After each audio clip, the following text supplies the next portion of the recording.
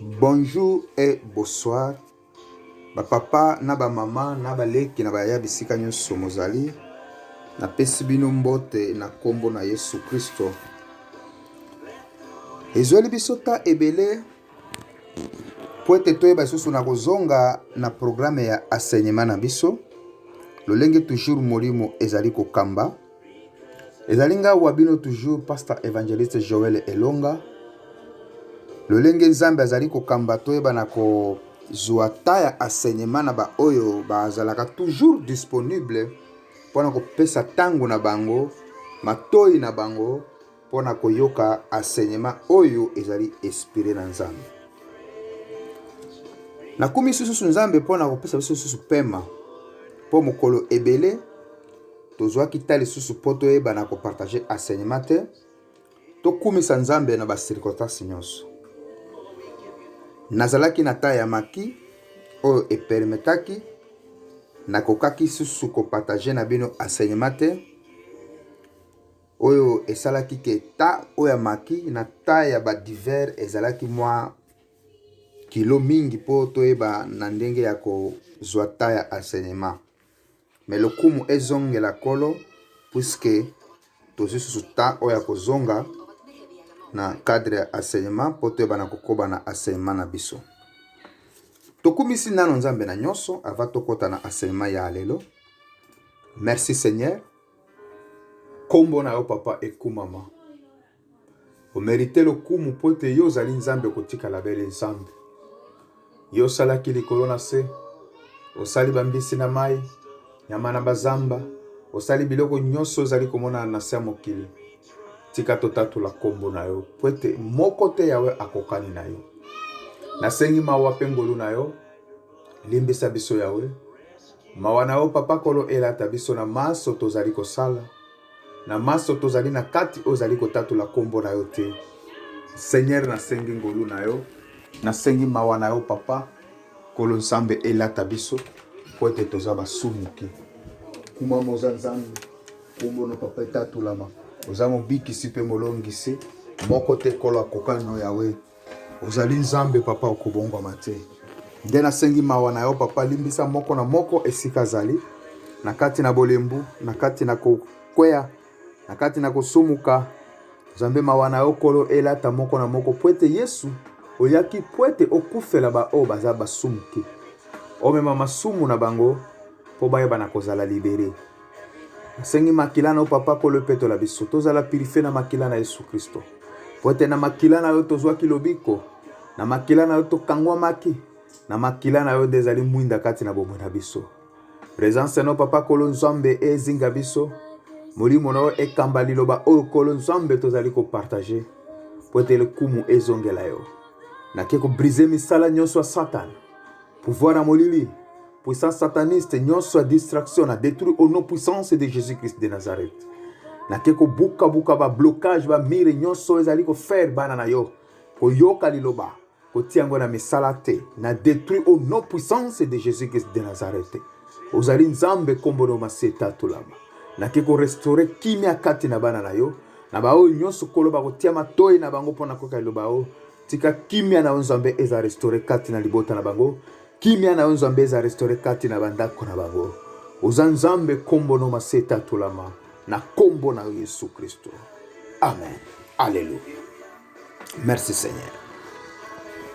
Nzambe a pambola bino lisusu na matoi na bino motiango pona koyoka enseignement na biso ya lelo. Toke kokota mbala moko na enseignement na biso ya lelo. Toke solola si point oyo ezali ko yebisa biso concerné être ministre de Jésus-Christ. Alléluia.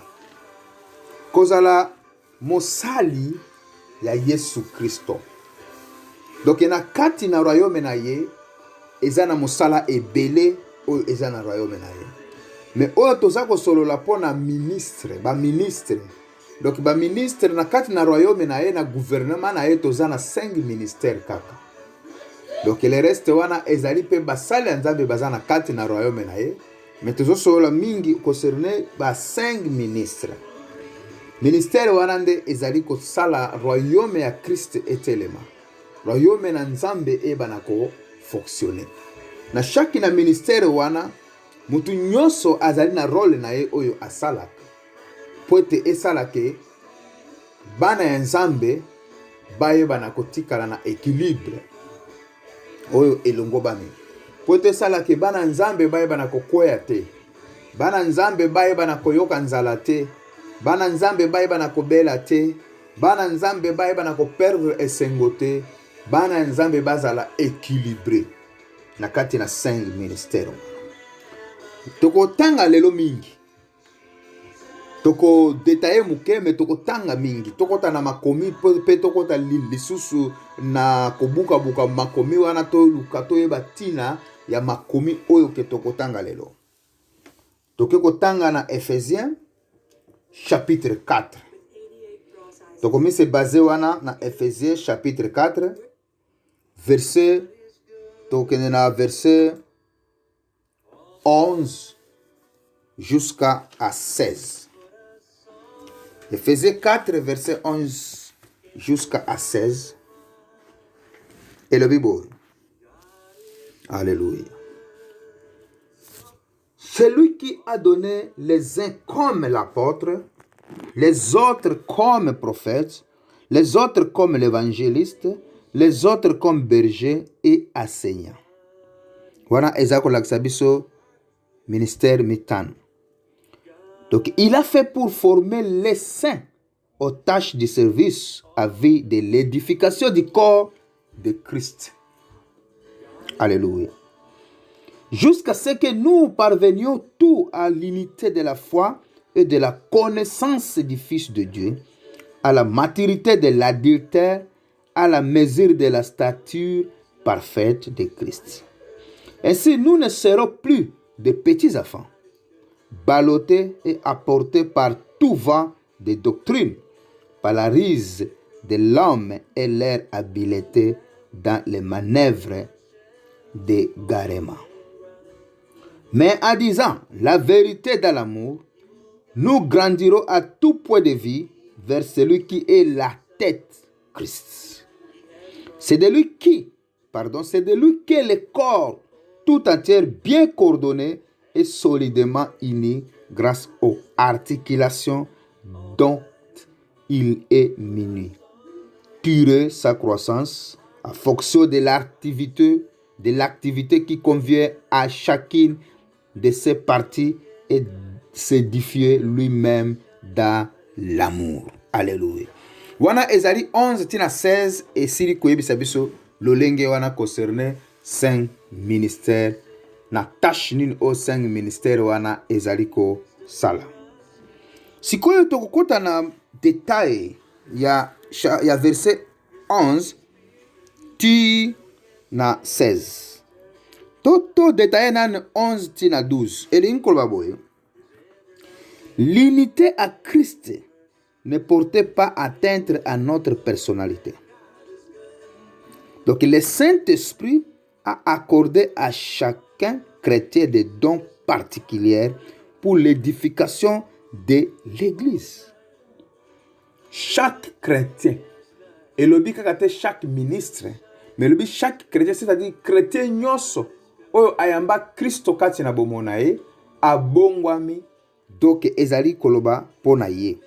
Saint-Esprit a accordé pona ye ba do particulière.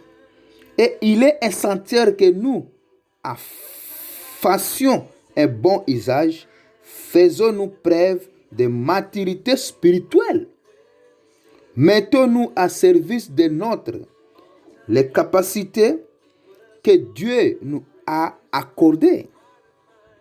Une fois que nous les avons identifiées, cherchons de l'occasion de service. Si nous n'avons de la peine à les identifier, demandons au Seigneur de nous les révéler. Peut-être avec l'aide de notre pasteur ou d'amis chrétiens, puis cherchons à la utiliser pour encourager et fortifier l'Église. Voilà, c'est clair. Tokoti na 12 tina 13. Et le Bible. Dieu a confié à son Église une responsabilité considérable. celle de faire, alléluia, celle de faire, pardon, responsabilité considérable, celle de faire des disciples dans toutes les nations. Wana ezali mosala ya ba ministre. Okotanga na Matthieu 28, 18 à 20. Donc cela impliquait de prêcher, d'enseigner, de guérir, de nourrir, de donner, de gérer, de construire et de faire bien d'autres choses encore. Si nous devions faire tout cela seuls, nous serions tentés d'abandonner avant même d'avoir essayé. Ce serait tout simplement impossible. Impossible. Oki kosala musala wana yo moko te. Sa oyo mokolo musala atinda o osala. Po oko abandonner yango. Eko komela la o kilo. Oko luka o kima okozanga nzela o kimela. Il fallait oyo ya engagé que na musala wana azala na yo elongo. Nde okoki kosala musala wana. Hallelujah. Alléluia. Alléluia. Certains peuvent accomplir telle tâche, d'autres telle autre. Ensemble, nous pouvons obéir à Dieu plus complètement que seul. Nous n'avons tendance à surestimer ce que nous pouvons réaliser nous-mêmes et à sous-estimer ce que nous pouvons accomplir en groupe. En tant que corps de Christ, nous accomplissons ensemble plus que nous ne pourrions rêver de réaliser seuls.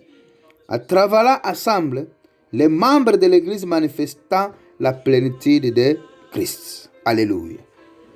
Tokyo suki statotangi na 14 tina 16. Nditokota na détail. Christ est la vérité. Et le Saint-Esprit qui conduit l'Église de l'Esprit de la vérité. À l'inverse, Satan est le père du mensonge. Comme disciples de Christ, nous nous engageons à être véridiques. Cela signifie que nos paroles devraient être vraies et nos actes refléter l'intégrité de Christ.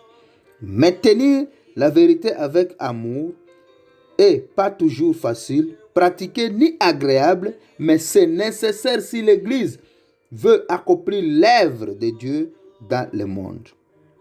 15 à 16. Certains chrétiens redoutaient que la moindre faute détruise leur témoignage pour le Seigneur. Ils sont conscients de leur faiblesse et savaient que de non-chrétiens démontraient plus de caractère qu'eux. Comment pouvons-nous grandir à Christ? Grâce à fait que le Seigneur lui-même nous rassemblait à un corps, un groupe d'individus unis dans leur but et dans leur amour mutuel. S'il tombe, les autres sont là pour les relever et l'aider à reprendre sa marche avec Dieu. Si quelqu'un pêche, il peut trouver le renouvellement dans l'Église. Galates chapitre 6, 1. En tant que membre du corps de Christ, est-ce que j'ai reflété une facette du caractère de Christ et assumé ma part dans l'avancement de son œuvre? Alléluia. Dans sa description de la maturité chrétienne, Paul évoquait la capacité de dire la vérité dans l'amour. Cela paraît simple, mais quand il s'agit de le mettre en pratique, certains sont très bons pour dire la vérité, mais ils oubliaient de le faire avec l'amour. D'autres sont pleins d'amour, mais incapables de franchise s'il y a une vérité pénible à communiquer. Quel problème nous nous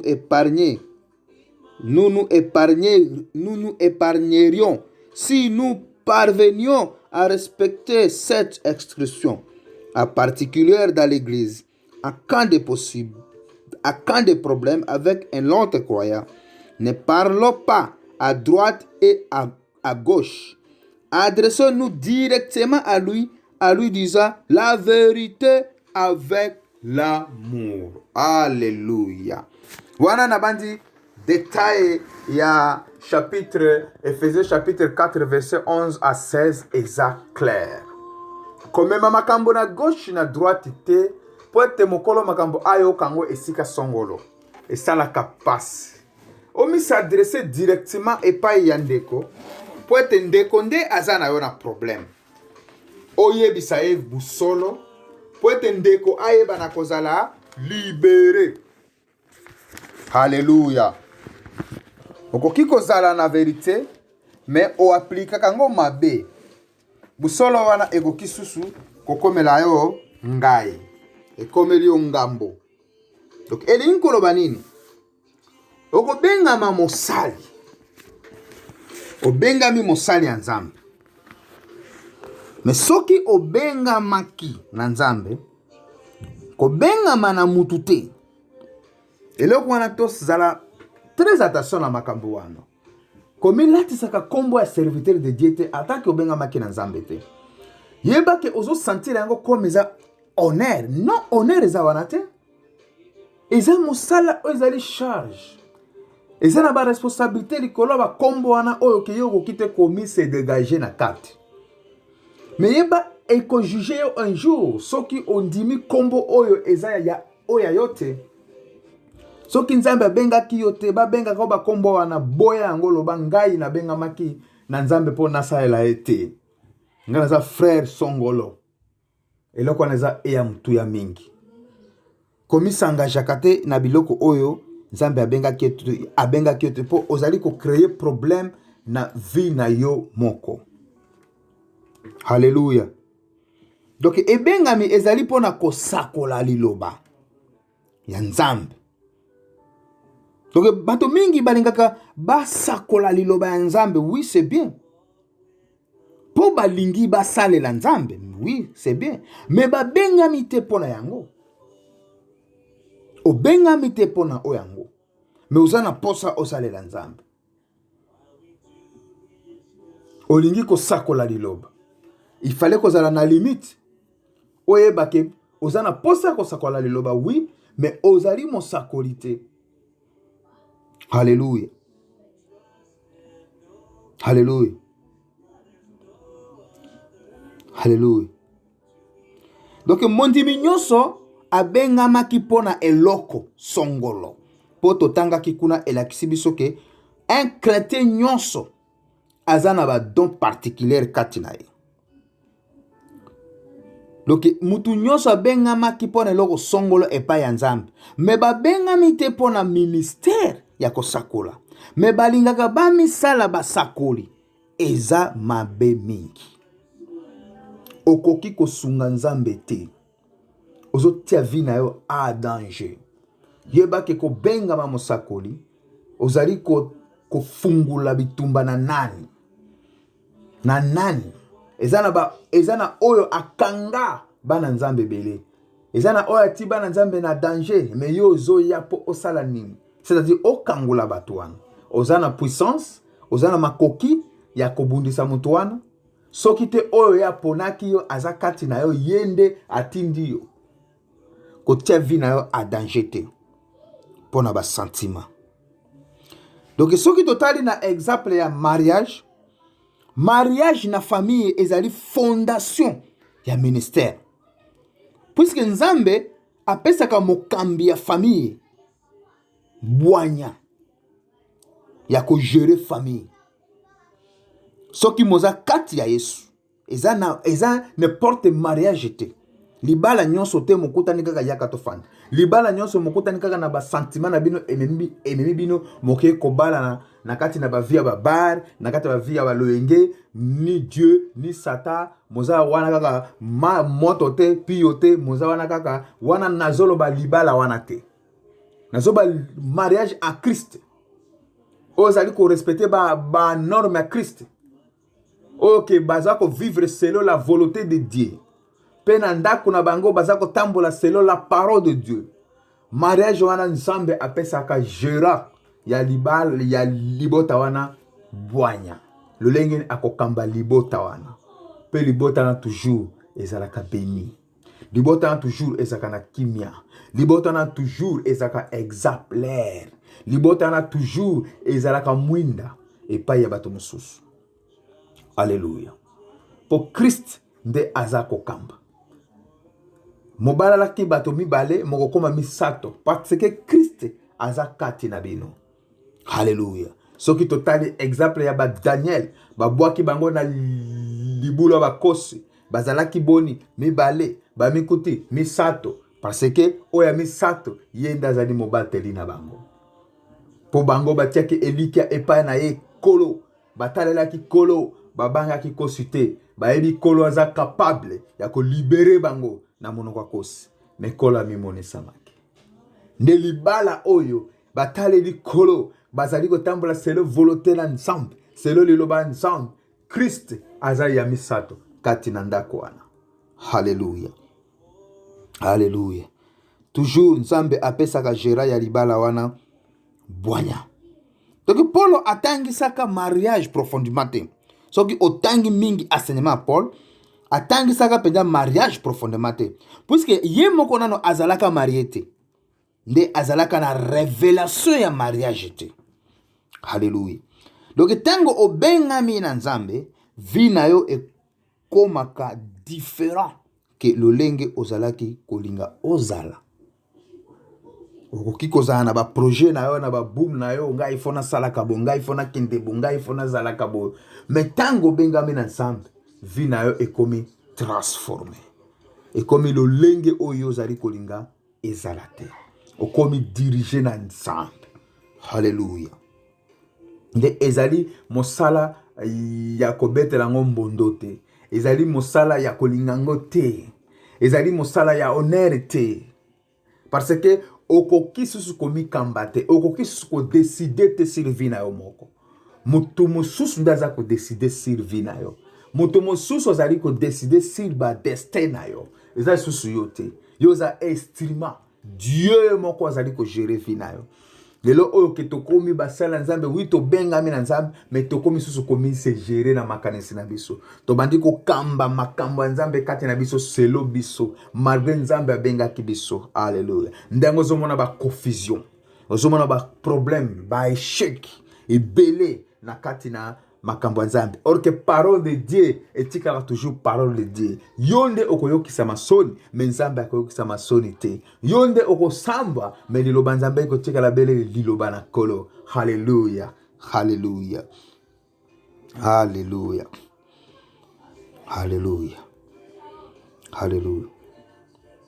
Donc pe ekolinga te okamba manase ya mutu moko songolo. Keba na biloko wana. Tango bengami na nzambe, kotia te okamba mana mutu moko songolo. Oui, nzambe aoki kotia yo na se ya mutu moko puisque oyokola. Après koyokola, akobimisa yo poete oyo bana kosalela ye. Po formation esili. Mais problème ezali ke okambama ministère za kati na yo ekambama na mutu. Ozala dirige na mutu wana nde kolinga te pe ekozalaka te. Tango o nzambe yo abengi yo osalela ye. Nazoloba na cadre wana. Mais nzambe aoki ko benga yo kaka te mbala moko yo bandi kosalela te. Il faut ozala former. Okozala former na ba oyo bazala kala. Na ba oyo nzambe akotinda yo epa na bango poete bayeba na ko former yo. Mais après formation, il faut qu'on travaille. Il faut qu'on travaille. Kolekana na oyo aza kati na yo nde ako kamba yo. Mais ba continue ko kamba yo te parce que oza formé déjà. Pe il faut azala mutu oya ko kita. Pe na tango oyo situation na yo échanger, il fallait kozala mutu ko kita.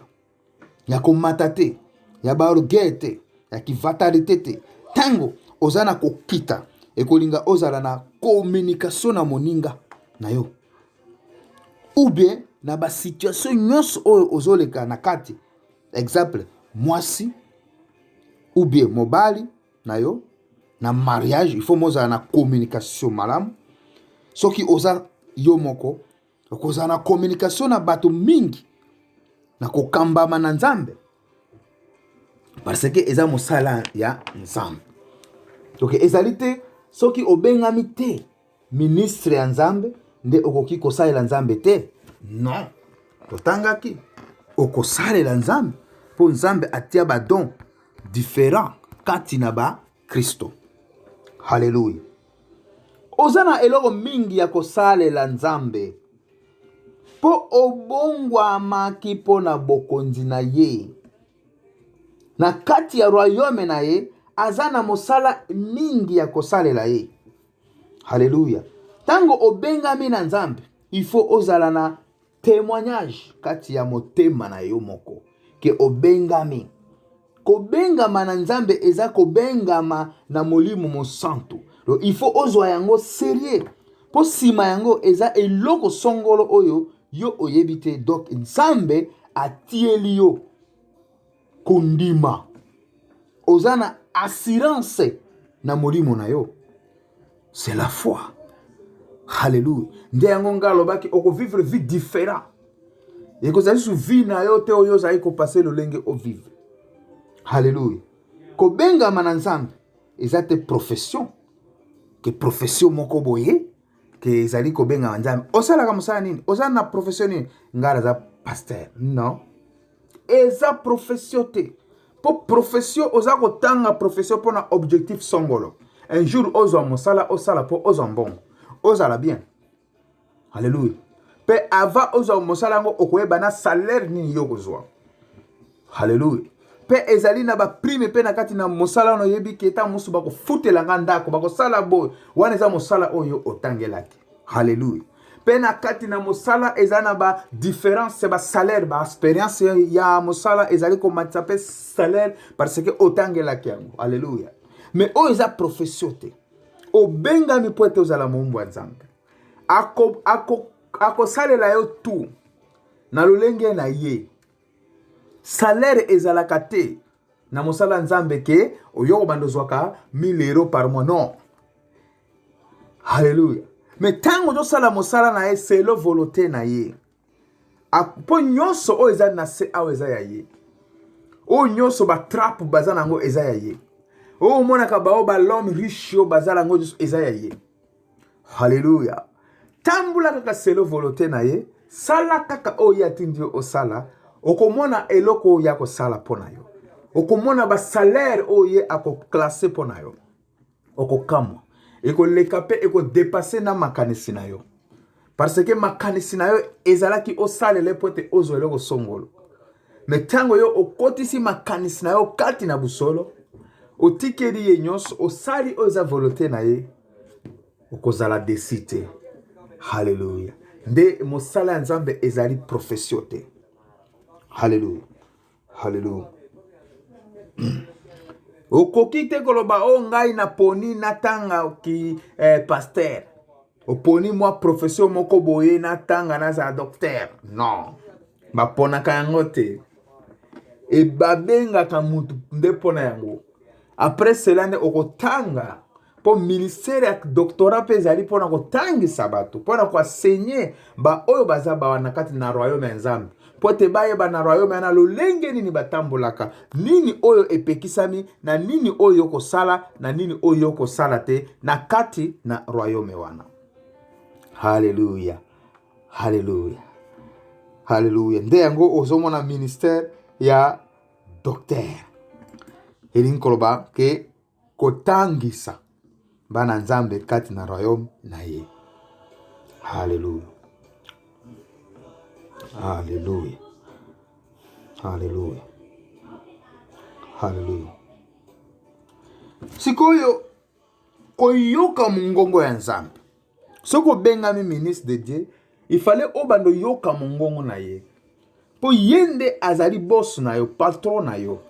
Yende azako dirige na nyonso. Yoka mungongo na ye. Ko yoka mungongo na ye, eza obligé pona mobenga nyonso. Eza fondation ya ba fruit o nzambe ati kati ya ba bengami. Soki totangi na Galates chapitre 5 verset 22. Galates chapitre 5 verset 22. Ba o nyonso ba bengami na nzambe. Donc ezali fondation. Donc eza ba fruit wana ekozala kati na bango. Hallelujah. Verset 22. elingi koloba nini elobi boye mais les fruits de l'esprit parce que obengamaki par l'esprit. Alléluia. Dieu est l'esprit. Leurs fruits, c'est l'amour, la joie, la paix, la patience, la beauté, la bienveillance, la foi, la douceur, la maîtrise de soi. C'est ça, l'esprit. Le fruit de l'esprit. Pour yemoko azali esprit. Alléluia. Totanga na vende wana elingi koloba nini tokota na kati. Le fruit de l'esprit est l'œuvre spontanée du Saint-Esprit en nous. Il reproduit les traits de caractère déjà présents à Christ. Nous ne pouvons pas les avoir à essayer de les obtenir par nous-mêmes. Si nous voulons que les fruits de l'esprit grandissent en nous, nous devons associer notre vie à celle de Jésus. Nous devons le connaître, l'aimer, nous souvenir de lui et l'imiter. Nous atteindrons alors l'objectif de la loi, à savoir l'amour envers Dieu et envers notre prochain. Lesquelles de ces qualités l'Esprit doit-il particulièrement développer en nous? Alléluia. Développer en nous. Alléluia. Tu continues avec 3. Puisque c'est le même Dieu qui a donné la loi et envoyé l'Église. Une vie animée par l'Esprit ne peut être qu'en parfaite harmonie avec les intentions de la loi. Une personne qui porte les fruits de l'Esprit obéit bien mieux à la loi que celle qui a observé les rites mais montré paix d'amour. Alléluia. Alléluia. Alléluia. Alléluia. Donc, ba fruit wana eza obligé eza la kati ya o ami bengi ke azali serviteur de Dieu, ministre de Dieu, l'amour, la joie, la bienveillance. Babiloko la nyonso eza automatique. Alléluia. Lelo soki omi latisi kombo ya ki pasteur ya évangéliste docteur baki okuta babiloko mususu kati na yo, c'est-à-dire obenga makite puisque soki obenga maki na Nzambe eloko wana eza kati na yo, Nzambe atiaka yango automatique. Alléluia. Atiaka yango automatique kati na oyo abengami na Nzambe. Nde ezali facile pona ko identifier oyo amibengami mosali ya Nzambe. Zwata na yo otalela ye okomona kaka ke oyo aza mosali ya Nzambe, oyo aza mosali ya Nzambe te, selon Galates chapitre 5 verset 22. Tango ozana na ebengami ya Nzambe kati na yo, okozala na pain na ba fruit nyonso oyo eza kati na Galates 5 22. Donc tango ezangi kati na yo, quelque chose ça ne va pas. Luka elongi ya Nzambe, mutu nyonso akoki kosala makambo nyonso, mais kobengama na Nzambe eza eloko ya normalité, puisque Saint-Esprit nde esupportaka yango. Moto moko te akoki ko changer yango tango ozo yoka molimo mosantu pe na kosala oyo azali kokamba yo osala. Okoki te kosalisa Nzambe na mosala na ye. Non. Oye abengelaki yo po osala kambama na ye, vivre kati ya vie ya mabondeli. Yango nde solution. Alléluia. Donc toki otangi na Acte chapitre 13 verset 1 tina 2. Na kati kuna tango Paul abengamaki azalaki na botosi mbala moko, Paul a discutaki te po abengamaki na nzela ya ba réalité ya ba fruit ya œuvre na ye moko. Akaki ko discuter te po azalaki ko luka basala Nzambe ko beta bango ko sala bango nyonso oyaka ya kokaki ko sala, mais pe abeta makipe miso ekangami. Donc azalaki na choite, il fallait andima ngai yoyo po aza déjà na kati na ba réalité. Alléluia. bato ebele nzambe abengaka bango na banzela ebele na bacirconstance ebele. Nzambe aluka yo ti azomona yo ozotosa te ozoyoka te pa alatisi yo libota wana sikoyo ezongisi yo na nzela omikuti ke okomi olme. Or ke ozalaki ya nzambe me ye atikelaki yo ta osilisa baposa na yo ya mokili me ntango ozongeli ye ifale kotambola kati na banorme na ye. Donc liloba elobeli biso te lolenge nini ezalaki po abengama na nzambe. Nzambe abengaka shaki mutu lolenge na ye. Elingi kaka ozala na botosi ya bokambami ya nzambe koleka na molimo santo. Donc molimo santo esala kakati ya babengami oyo bafungoleli ye monzela po a utiliser bango.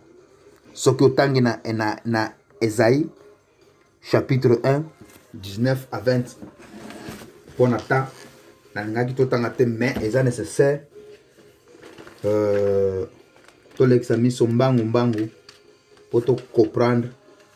Esaïe chapitre 1 19 à 17. Esaïe 1 19 à 17.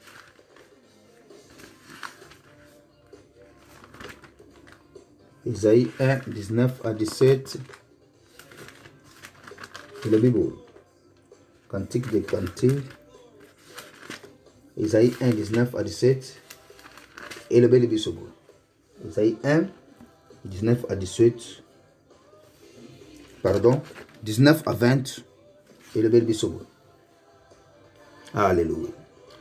Si vous voulez bien écouter, vous mangerez les meilleurs produits du pays. Si vous voulez bien écouter, toyoka wana. Soki molingi penza koyoka, mokolia ba qualité ya malamu ya ba fruit oya mboka. C'est-à-dire elingi kolobake tolingaka penza koyoka te. Bato ebele na kati na bunzambe balingi nzambe me balingi kosala o nzambe alingi ba sala te. Omona mutu kinda azana problème na mutu alingi nzambe me ozomona esaleli na ye ya makambo ozomona ke ezako kokorde te na o nzambe alingi. Difficile amona maboko ya nzambe me akangana kaka na nzambe wana. Akangana kaka na nzambe wana. Siko ozo comprendre te jada mutu oyo eza nini a réalité. Donc lokolo moko na mokili, lokolo moko na nzambe. Mutu andengo na motikeli eta tango akokoma na suka. Tango akozala utiliser lokola Paul. Réalité wana ekosfere ye admisa lokolo la mokili akotisa nyonso epa ya nzambe. Awa 19 elobeli biso soki penza tolingi koyoka, c'est-à-dire tolingaka koyoka me penza te. Tokolia ba fruit. Hallelujah. Ba fruit ya pays. Hallelujah. Tokolia ba fruit ya pays. Mais si vous refusez et vous montrez rebelle, vous serez dévorés par l'épée. Oui, c'est l'Éternel qui l'affirme. Dévorés par l'épée. Et nzambe nde azako affirmer yango. Hallelujah. Hallelujah. Na ebite na détail ezali, na détail ezate. Donc, soki penza tokolinga koyoka nzambe, tokolia fruit. Tozape na posa ya fruit, mais tolinga nde toyoka nzambe wana te.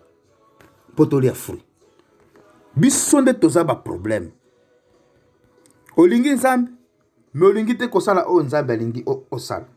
Mais soki ozana botosi, na kati ya liloba ya nzambe, oko héritier, eloko nyos, oko lia nyos, mais soki ozana botosi te, oko vivre ya yo. Pointe, nzambe abengi yo osalela ye. Oui, eza profession te. Mais eloko eza ya mutu ya botosi. Okozala bien payé. Ke oyo ke atanga eloko ne moko boye po azwa mbongo ya bien lolenge azali koloba. Lolenge azali koko kanisela. Hallelujah. Mais yo otanga ki mosala nzambe te, e yo otanga ki mosala nzambe po na ki kombo ya ki profession te. Motangi po nzambe abenga ki po ifale otanga po comprendre mosala oyo sala e sale makalolenge ni. Po yo ki kosala kaka nzambe lolenge wana te vaguement te. Nde nzambe atia docteur pona ko tangisa bana na ye. Donc nzambe akoki kobenga pe mutu oyo aza na kondima te. Ke nzambe abengi ye. Po nzambe alingaka kolakisa mutu bunene na ye kaka toujours. Alléluia. Soki pe totali na 1 Corinthiens chapitre 1 verset 26 tina 31 tokotanga te eza mwa molayi tina 31 26 tina 31. Donc esigne ya ebengami eza onction. Nzambe ko wendre yo. Onction eko différencier yo na bato. Pe na makambo ebele. Bato bakozala séparé na yo. Po oza différent na bango. Ako wendre onction. Onction wana ekozala kola identité. Ozali ko identifier que serviteur de Dieu. Po onction wana eko présenter Galates 5 verset 22. Eko présenter l'amour de Dieu à toi. Eko présenter la paix katina yo. Oyo ko permettre tango bato bazo yoka liloba ko uta epana yo ezali bazali ko mela maya piyo ezako tia kimia katina bango po ete kimia pe ezali katina ngo katina yo po Bible ezako lakisa biso to pesaka oyo tozana yango. Hallelujah. Soki oza maudit, soki oza lié, soki oza possédé, oko possédé bato o bazako yoka yo, oko modiri bato o bazako yoka yo, oko faire lié bato o bazali ko yoka yo. Po ete mutu nyonso te okoyoka liloba ko te pa na ye. Mutu nyonso te kami bengi pasteur, evangeliste, docteur akoki kosambela po na yo. Bana nzambe ifale mozala ekenge na eloko wana. Kotia mutu na yo na mutu nyonso tia loboko. Non, mutu etia makaloboko te na mutu nyonso. Po opambama, po obikisama eza loboko kaka te. Po ete nzambe aibi malade na yo, nzambe aibi probleme na yo, na liloba kaka okopambama, na liloba kaka okokangwama, na liloba kaka okobikisama. Hallelujah. Okotia mutu na yo esika batia kate, okomi lié, okomi possédé, okomi maudit. Hallelujah. Hallelujah. Donc onction onzambe tiaka kati na basali na ye po faire différencier biso na ba oyo bazali basali na ye. Hallelujah. Hallelujah. Donc onction ebukaka ba mabe nyonso kati na yo. Onction eza bilamba oyo nzambe alatisaka biso. Ko bengama ezali kati na yo. Eza te oyo ozomona. Hallelujah. Soko kesu na Romains 11 29 wana tokotanga poza mukuse. Romains 11 29. Romains 11 29. Et le beli bisobo. En effet, les dons et l'appel de Dieu sont irrévocables. Alléluia. Irrévocables. Les dons de Dieu sont irrévocables. Et dans ce passage, Paul montrait comment les juifs et les non-juifs s'enrichissaient mutuellement. Chaque fois que Dieu manifestait sa beauté à un groupe, l'autre est béni. Dans le plan originel de Dieu, les juifs devaient être source de bénédiction pour les non-juifs. C'est-à-dire, mosala nzambe la source ya bénédiction pour na ba oyo ba yamba Yesu kati na bomo na bango. Akoki kozala source ya malédiction te. Alléluia.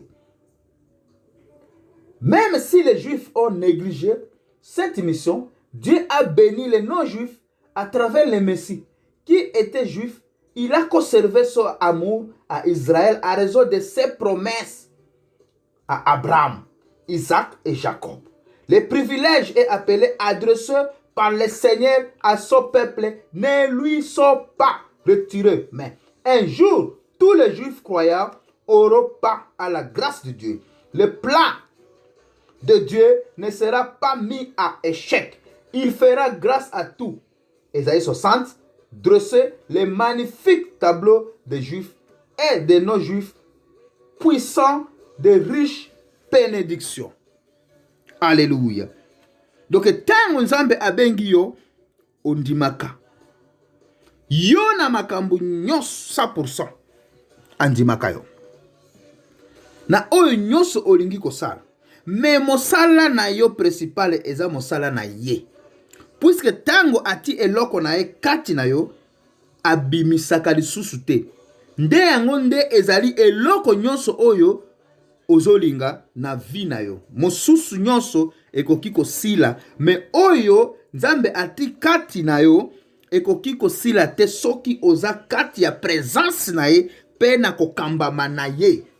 Keba na mo wana abimisaka lisusu te, oui, mais soki oza kati ya présence na ye pe na kokambama na ye akowendre yango. Mais soki oza libanda présence ne pe na kokambama na ye te, yeba ke ekozala wendre susu te.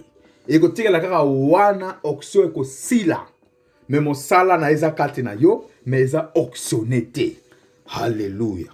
Toyokani wana. Hallelujah. Dans Romains 12, chapitre 11. Tokosuke la wana. Totanga Romains 12, chapitre 11. Pardon. 1 Corinthiens. 1 Corinthiens 12, chapitre 11. 1 Corinthiens 12, chapitre 11. 12, 11. Et ayebisi biso boye. 12, 11 ayebisi biso. Pardon. Chapitre 12, verset 11. Pardon. 12, verset 11. Et la Bible. Mais toutes ces choses, c'était celles, et même l'esprit qui les accomplit, à les distribuer à chacun, à particulière, comme il le veut. Comme il le veut. Tout détaillé. Alléluia. Quels que soient les dons que l'on a, c'est une grâce du Saint-Esprit. Nous sommes responsables d'employer et de développer nos dons. Responsables. Oui. Il fallait qu'on la paix motiver, na courage, et qu'on développer dons. Mais nous ne pouvons pas nous vanter de ce que Dieu nous a accordé gratuitement.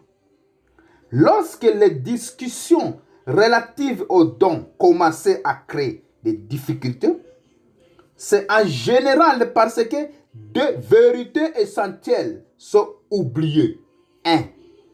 Les dons spirituels ne doivent pas être employés à notre service, mais au service du corps de Christ. 2. Un don perd pratiquement toute son efficacité s'il n'est pas exercé dans l'amour, dans l'identification et l'exercice des dons. L'amour pour Dieu et pour nos frères et sœurs devrait être la plus haute de nos motivations. Eloko mibale wana.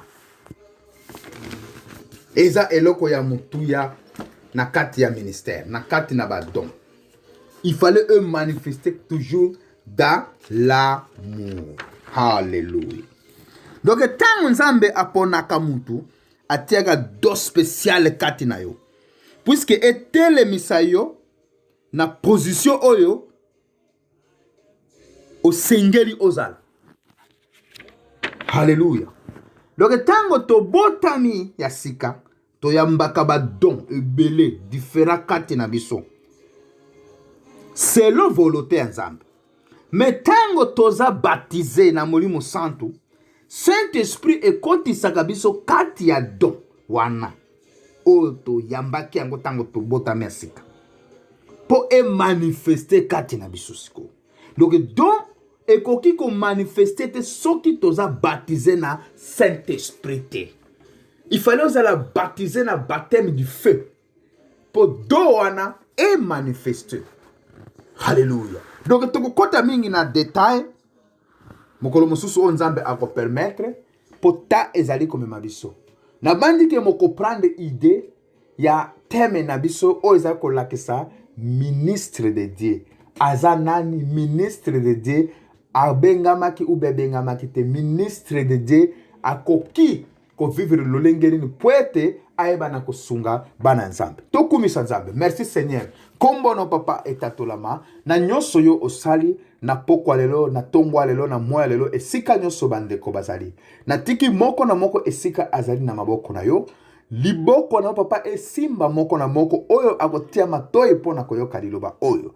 Na keko pambola libota moko na moko esika bazali. Na pamboli banzela moko na moko esika bazali. Na fungoli ba porte nyonso oyo ezalaki akokangama. Na fungoli ba porte nyonso banzela ba posa na bango. Omi moni sama poete moko na moko azali ma posa different. Nzambe alingi komona loboko na yo. Sala yengolu poete ozali nzambe mawa. Pona bana na yo papa. Kotanga masumu ya bana na yo te. Kotanga mabe ya bana na yo te. Bolembe ya bana na yo te. Limbisa bango bisika nyonso bazali. Mawape ngolu na yo nzambe elata bango. Poete bamona kembo na yo. Poete ozali nzambe ya ba oyo papa. Basili papa kosumuka. Poete otinda ki mwana na yo moko. Aya pona bato masumu. Poete masumu emema ye. Ye atike la biso busolo. Tika busolo wana. Elata bana na yo bisika nyonso bazali. Poete nzambe bamona kembo na yo. Poete nzambe lokumu ezongela yo. Na nyonso o papa bako sala. Kombo no masia etatulama.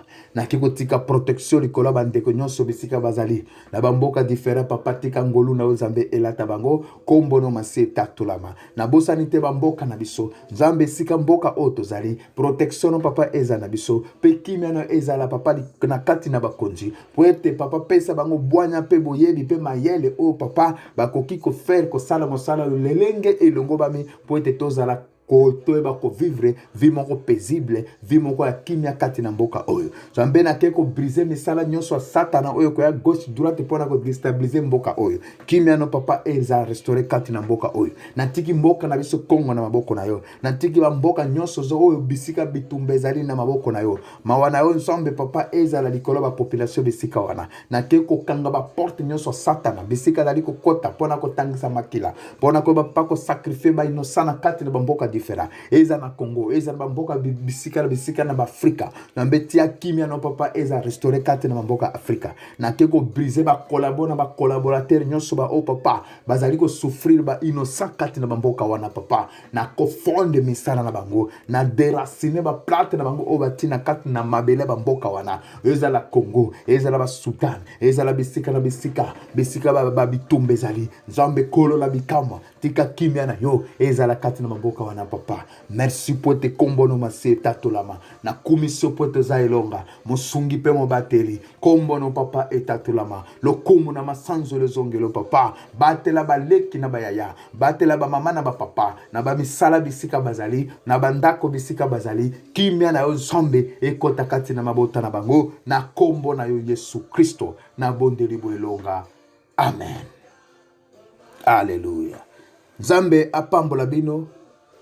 Kimia nzambe zakati na mabota na bino. Amen.